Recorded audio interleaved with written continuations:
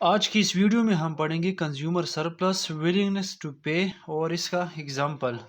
तो first of all हम पढ़ते हैं consumer surplus a buyers willingness to pay minus the amount the buyers actual pay. तो इसका मतलब क्या है कि एक बायर्स एक प्रोडक्ट को ख़रीदना चाहता है, ठीक है।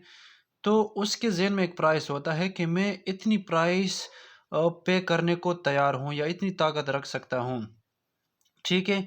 तो उसको विलिंगनेस टू पे कहते हैं।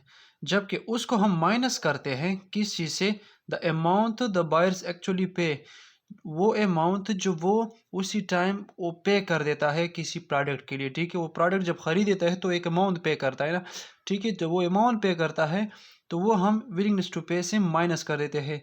तो जो अमाउंट बच जाता है वो कंज्यूमर सरप्लस होता है। तो विलिंगनेस टू पे क्या होता है, जो यहाँ पे एक टर्म यूज हुआ है विलिंगनेस टू पे, ठीक है। The maximum amount that a buyers willingly to pay for any good, ठीक है।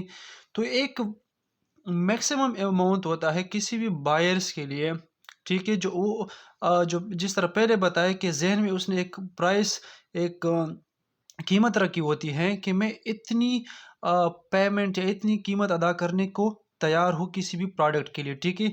असल में विलिंग्स टू पे जो ये किसी भी बंदे की एक वैल्यू होती है फॉर एनी स्पेसिफिक प्रोडक्ट, ठीक है। तो इसको हम कहते हैं willingness to pay.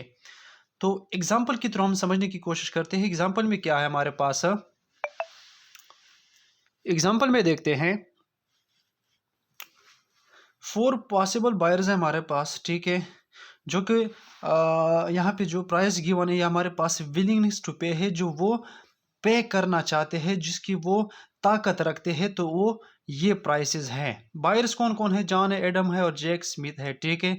For example market में हम एक मोबाइल के एग्जांपल ले लेते हैं। फॉर एग्जांपल एक मोबाइल है, ठीक है। तो उसकी बोली लगती है एग्जांपल के थ्रू पे।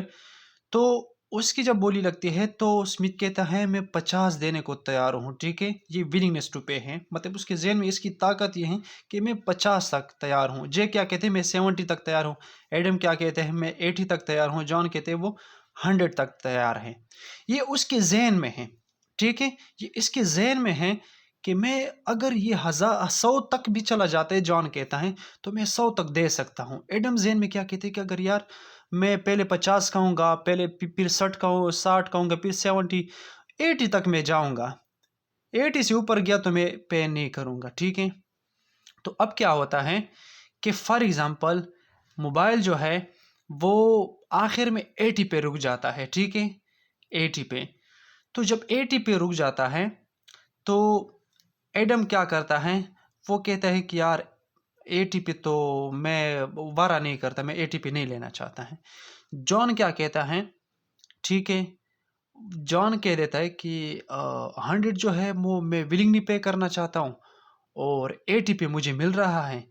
तो ये तो तकरीबन मेरे लिए एक अच्छी बात है, मुनाफा है मेरे लिए।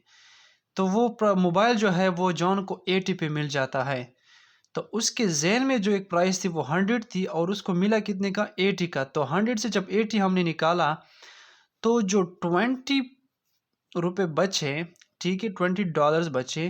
तो क्या था वो जॉन का कंज्यूमर सरप्लस था, ठीक है। अगर एडम 80 पे ले जाता उस मोबाइल को तो एडम का जो कंज्यूमर सरप्लस है वो हमारे पास ज़ीरो हो जाता, क्योंकि वो विलिंगनेस टू पे 80 करना चाहता है और 80 पे भी कर लेता है। तो 80 से 80 माइनस, तो इसका कंज्यूमर सरप्लस ज़ीरो। इस तरह बाकियों का माइनस में आ जाता है। तो माइनस तो हम सेलेक्ट नहीं करते, मतलब हम कहते कि माइनस में ना आए। और एडम जो है वो कहते कि यार 80 पे मुझे वारा नहीं करता। तो जॉन अगर ले जाता था तो इसका कंज्यूमर प्लस, हमारा कंज्यूमर सरप्लस है वो 20 होता है। तो असल में इस चीज़ को कंज्यूमर सरप्लस कहते हैं। तो उम्मीद है आप लोगों को समझ आई होगी। Thank you.